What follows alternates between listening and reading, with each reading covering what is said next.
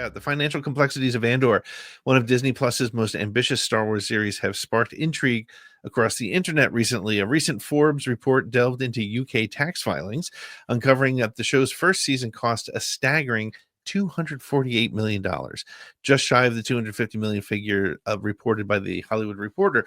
Under UK law, productions are eligible for tax rebates of up to 25% of spending within the country, provided detailed financial statements are filed. For Andor, these were submitted under the production company E&E Industries, established in October 2018. Initially created to house a Star Wars feature film, the company pivoted to the Andor series, as evidenced by the spending spikes aligning with the show's production timeline. Then between November 2019 and November 2020, $60 million was spent during pre-production, followed by $188 million more during active filming.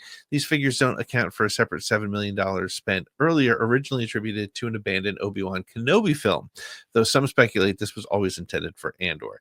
Season 2 is proving to be even more expensive. Pre-production expenses for the 12 months leading up to November 2022 totaled $85.5 million, despite the strike-related delays. And production filings for November 2023 revealed a jaw-dropping, ready for this, $292 million spent, reflecting disruptions and increased costs. To date, Andor rivals blockbuster films in production costs. For context, similar filings showed that The Force Awakens and The Rise of Skywalker each exceeded $500 million. As Andor prepares to conclude production, fans eagerly await its next season and its final price tag. It's interesting that all of a sudden Star Wars fans are experts in the budgeting and finances of films. In fact, there was some conversation by another well-known Star Wars YouTuber complaining that why did Kenobi have such a small budget compared to these shows?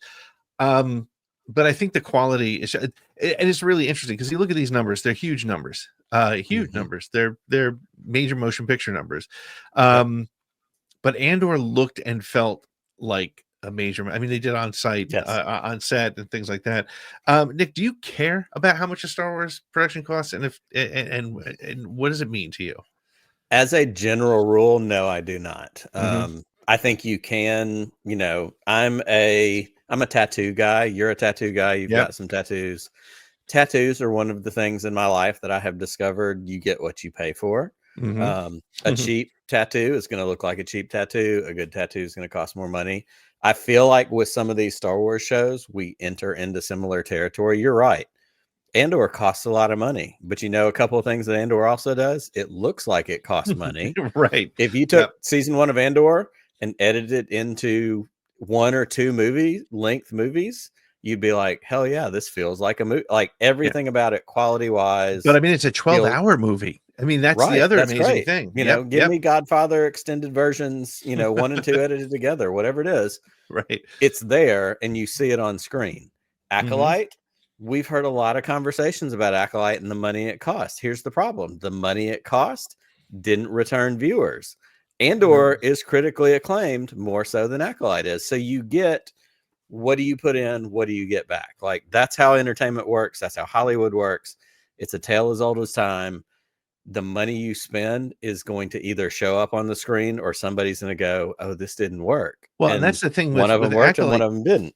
Like, did not look like it cost as much as it did. And yeah. So yeah, I'm with you. I don't care what it costs, as long as it doesn't cost so much that Disney says, you know what, we're not making any more Star Wars. That's kind of where I land. I mean, if it costs money, and it's a tricky thing, like we talked about this the other week, whether it was on the show or just 1-to-1, it's a tricky thing when you're doing TV shows because the money that's made is on subscribers. Right. How many of those are already subscribed? It's not going to add subscribers because, oh, there's another show. I already have Star Wars. If I wasn't a Star Wars person, I'd still have Disney Plus because my kids watch Disney stuff. Yep. So you're not drawing me in because, ooh, there's a new show. Let me go add to your subscription base. Right. Some people are going to quit and come back when there's a new show and they're going to pop in and out and that's going to help them. But it's different than like, ooh, here's a movie and here's box office take, because box office take has a defined, parameter of it started here, it ended here. This is what we got. And I don't disagree with you at all on that, because it does make sense that it does need to maintain or get new subscribers. The other big difference, though, is Mandalorian, for example, is selling merchandise. And so they may not be adding a ton more of subscribers, but that Mando movie is going to sell merchandise. The show has sold merch.